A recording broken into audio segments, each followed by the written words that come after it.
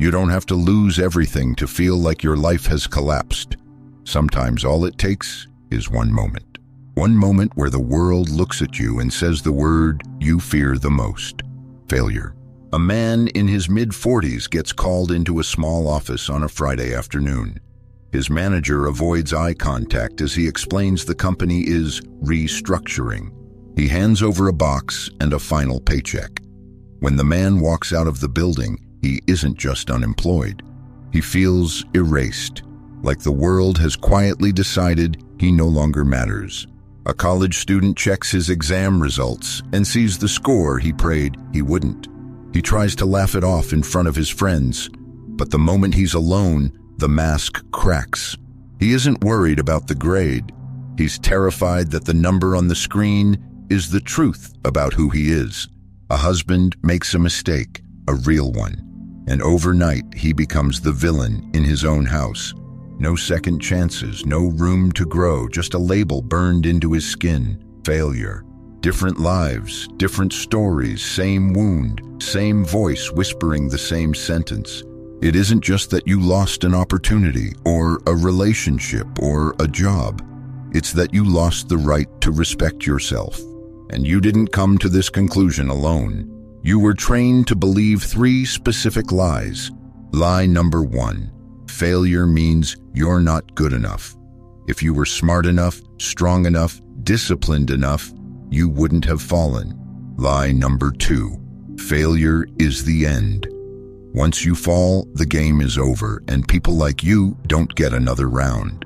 Lie number 3: failure is entirely your fault. If you fail, it must be a moral flaw, a personal weakness, a shame you deserve to carry.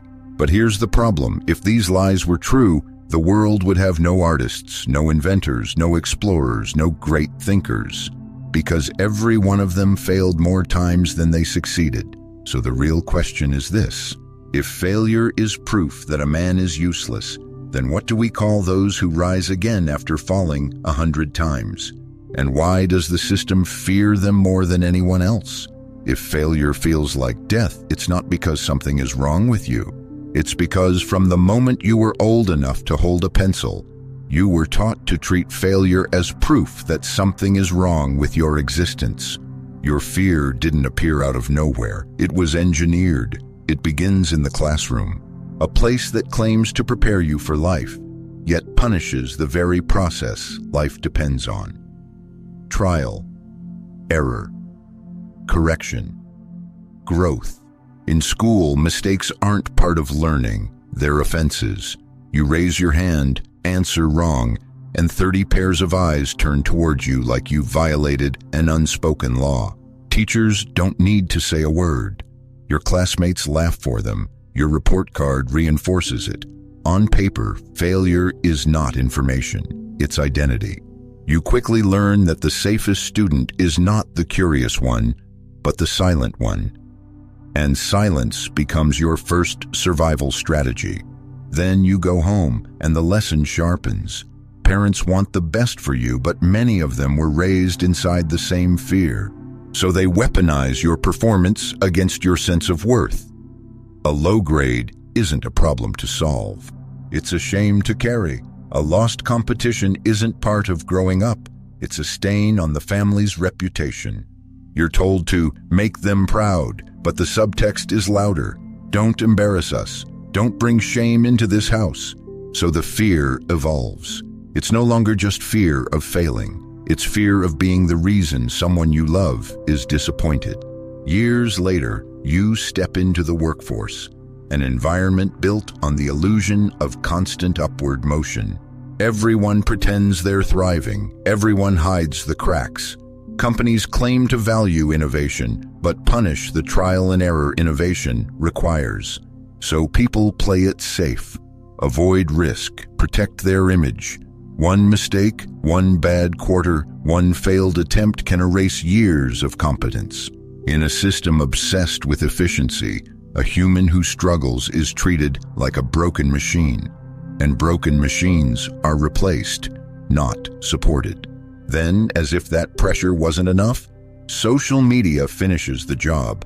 You scroll through endless reels of success, Promotions, perfect vacations, perfect bodies, perfect marriages. You see the polished outcomes of 1,000 silent failures. But because you only see the outcomes, you compare your private pain to their public highlight. And you conclude that something must be fundamentally wrong with you. Everyone else seems to be winning. Everyone else seems to be moving forward. You're the only one who keeps falling. By adulthood, the conditioning is complete. You've absorbed a belief you never chose. Failure is humiliation. Failure is a verdict. Failure is the moment the world decides you're not enough. But here's the truth the system hopes you never realize. A society built on obedience needs people who are terrified of losing. Because men who fear failure are easy to control, and men who stop fearing it become impossible to predict. If this is your first time here, ThinkMate is where we question what others accept. That's the kind of mind we build this channel for. Subscribe if you want more. Now, back to it. If the system trained you to fear failure, Nietzsche explains the psychology behind why that fear works so well. He believed most people don't actually want the truth about themselves. They want comfort. They want safety. They want to avoid the pain of seeing who they really are when everything falls apart. And because of that, entire cultures grow around one silent agreement: never question the values of the herd. Nietzsche called this herd morality, a morality built not by the strong or the brave or the ambitious, but by the anxious majority that cannot tolerate the idea of standing alone. And the easiest way for the herd to keep you in line is to control the meaning of failure. Start with the first twist. In herd morality, bravery is rebranded as recklessness. Ambition is called arrogance. Risk-taking is labeled stupidity. If you try something hard and fall, the herd doesn't ask what you learned. They ask why you dared to try in the first place. Because your courage exposes their timidity.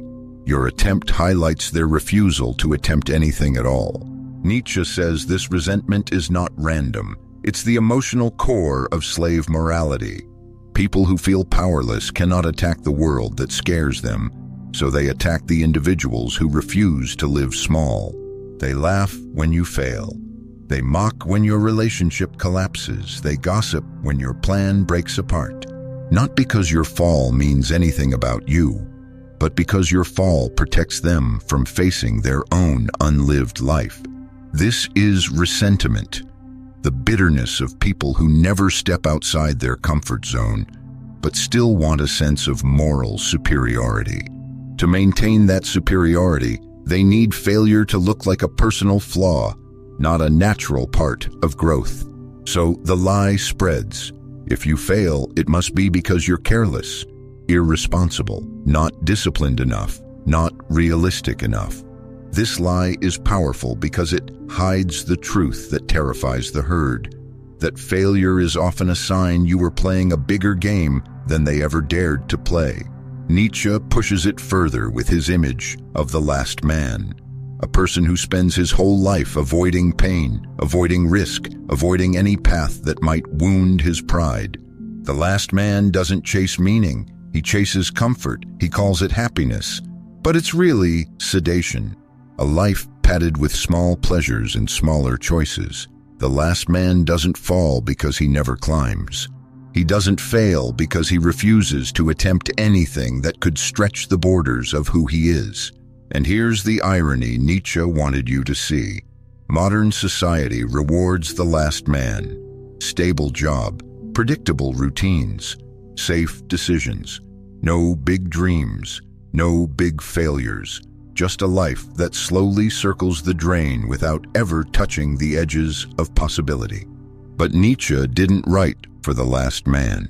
He wrote for the person who feels the weight of unrealized potential pressing against his ribs. The man who senses that something inside him is still untapped, still untested, still waiting for the moment he's willing to step outside the shelter of the herd and face the storm of becoming more than he is today. To that man, Nietzsche asks one question. If failure is the price of becoming stronger, wiser, and more honest, then why have you allowed the herd to convince you that the price is too high? Nietzsche understood the emotional landscape of failure long before psychologists had the language for it. But today, we have the data to prove what he intuited. Failure doesn't break people because something is wrong with them. Failure breaks people because of what they've been taught to believe it means about who they are.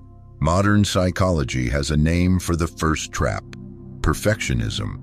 Not the healthy desire to do things well, but the belief that anything less than perfect exposes you as a fraud. A large meta-analysis found that people with perfectionistic standards are significantly more likely to experience anxiety, depression, and chronic self-doubt. Why? Because perfectionism turns every mistake into a verdict about your character. You don't think, "I failed at this task." You think, "This task revealed who I really am." And once you make that shift, failure doesn't feel like an event. It feels like a diagnosis. This is why so many men collapse after a single setback. If your identity is built on being competent, strong, reliable, and unshakably in control, then failure doesn't just hurt your pride. It threatens your sense of self.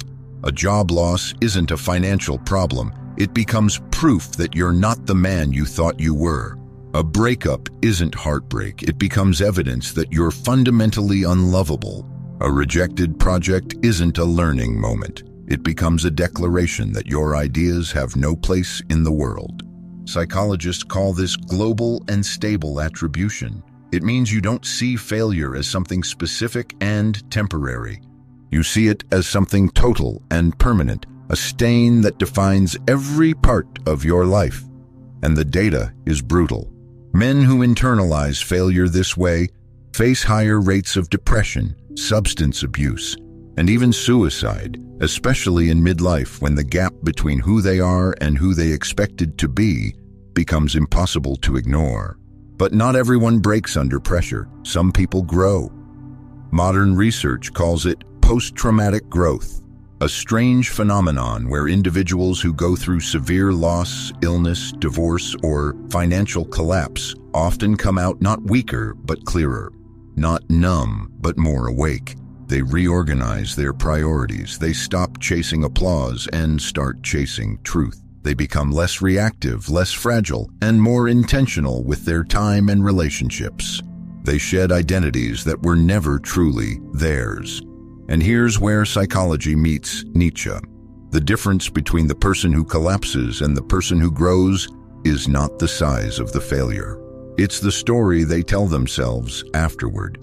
Do they see the failure as a personal condemnation or as a revelation? Do they treat it as evidence that they should shrink their life, or as evidence that they were finally playing a game large enough to expose their weaknesses? Consider a story shared by a man in his 50s. For 20 years, he had the title, the salary, the respect. Then one morning, his company let him go. His career evaporated in a single conversation. He described the following weeks as a kind of emotional free fall. But somewhere in that fall, he noticed something unexpected. Without the pressure to perform for a title he no longer held, he felt something he hadn't felt in decades: relief. He realized the life he lost was never truly his. It was the life he maintained for the approval of others. Losing it forced him to confront a truth he avoided. His failure didn't destroy him. It stripped away the version of himself that was already dying. This is the psychological core of Nietzsche's idea of self-overcoming. Failure reveals the limits of the identity you've been protecting. It forces you to meet the parts of yourself you've ignored. It shows you where you've been living too small, too safe, too obedient to the expectations of the herd. Failure doesn't define you. It exposes you, and what you choose to do with that exposure determines the rest of your life. If psychology explains how failure shapes the mind, Nietzsche explains why failure has always shaped the world. Because the truth most people never hear is this: failure isn't the opposite of greatness. Failure is the birthplace of it. Long before Nietzsche wrote a single page, The ancient Greeks understood something modern society refuses to accept. They built entire festivals around tragedy. They put suffering, downfall, and collapse on center stage. Their greatest heroes weren't men who never stumbled. They were men who fell hard, confronted the chaos inside themselves, and rose with a deeper understanding of what it means to be human. To the Greeks, a life without struggle wasn't a life at all. It was a flat line, a heartbeat too weak to move anything. Modern culture hides tragedy. Ancient culture honored it, and Nietzsche wanted to bring that honesty back. But this truth isn't limited to mythology. Every field that requires real discovery is built on a foundation of failure so thick that only the final success is visible. Scientists run thousands of experiments that lead nowhere before one breakthrough emerges. Writers throw away entire books to find a single voice worth keeping. Inventors and engineers create prototypes that collapse, malfunction, or burn before one version finally works. But society only celebrates the moment something succeeds. So people assume success comes from talent, luck, or genius, not from a long trail of private defeats that no one ever sees. Nietzsche believed this illusion is dangerous, because when you only see other people's victories, you assume your own failures mean you don't belong, when in reality, the only reason you're failing is because you're in the arena. You're doing something real. You're bumping into the actual limits of your abilities, not the imaginary limits of your fears. Failure is also the engine of intimacy.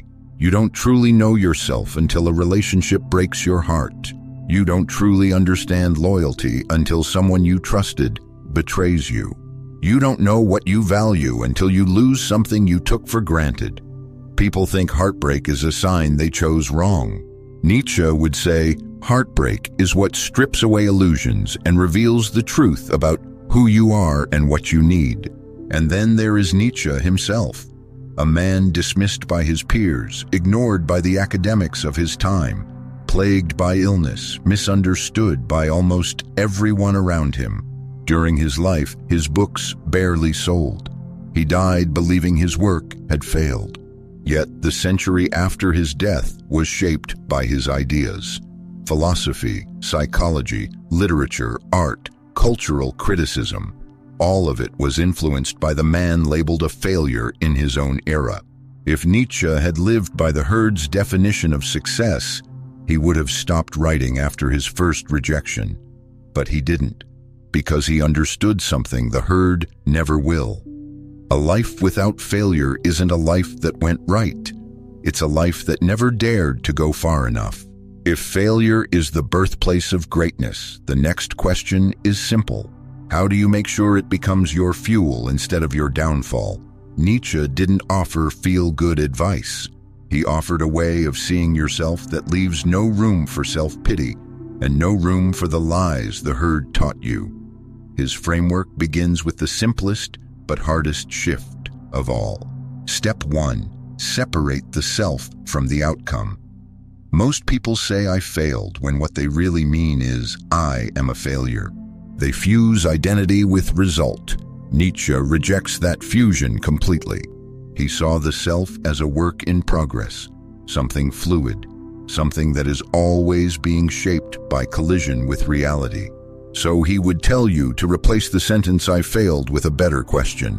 What version of me failed here, and is that version worth keeping? This single shift stops failure from becoming a verdict and turns it into a lens. You begin to see what part of you was fragile, what belief was naive, what skill was missing.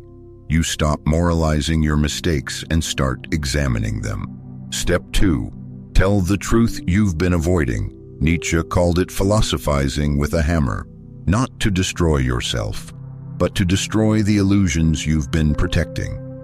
Every failure has a truth hidden inside it. Sometimes it's a lack of preparation. Sometimes it's pride. Sometimes it's fear dressed up as ambition. Sometimes it's simply the wrong path. What matters is the courage to face the truth without flinching. Most people avoid that moment. They distract themselves, they blame others, They drown the pain in noise or numbness. But when you do that, the same failure repeats itself in slightly different forms. You date the same kind of person. You quit for the same reasons. You self-sabotage at the same stage. Until you hold the hammer and strike the illusion, nothing changes. Step 3. Decide whether the game deserves you. Nietzsche never said you must push through everything. Persistence is meaningless if the path you're on isn't worthy of your potential. Failure sometimes means you were playing a game designed to shrink you. A job that kills your curiosity, a relationship that punishes your honesty, a dream that was never yours to begin with. So the question is not, how do I keep going? The question is, should I keep going here? If the answer is yes, then return with greater focus, deeper skill, and a sharper understanding of what broke last time. If the answer is no, then leaving is not quitting. Leaving is refusing to live according to values you did not choose. It is an act of strength, not surrender. Step 4. Amor fati. Love your fate. This is the step people misunderstand most.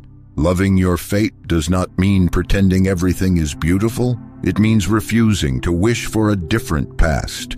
It means saying, this event, this loss, this collapse is now part of the material I will use to build myself. You stop asking, why did this happen to me, and start asking, who can I become because it did? When you do this, resentment dissolves, bitterness dissolves, shame dissolves. What remains is clarity, freedom, and a strange form of strength that only appears after the world has knocked you down and you decide to stand up without asking for permission. Nietzsche believed that a person who learns to transmute pain into power becomes untouchable, not because life stops hurting them, but because nothing life throws at them can stop their movement forward. They rise in a way the herd cannot understand and cannot predict.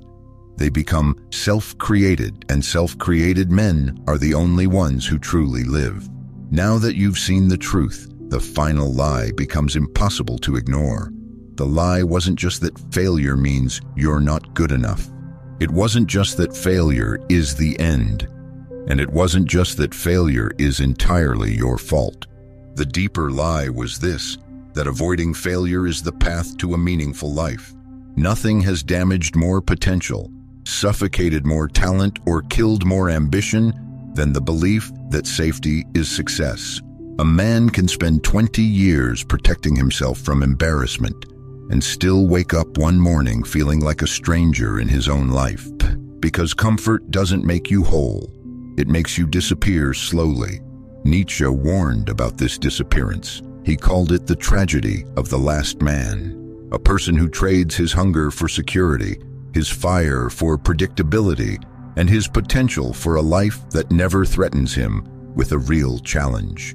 No deep love, no deep work, no deep convictions, just a list of small wins that look respectable from the outside but leave him hollow on the inside. And here is the paradox. A life with no real failures is not a life that went right. It's a life that never went anywhere. Because the only way to avoid falling is to never climb. The only way to avoid heartbreak is to never love. The only way to avoid disappointment is to never try. So the real question Nietzsche leaves you with is brutally simple.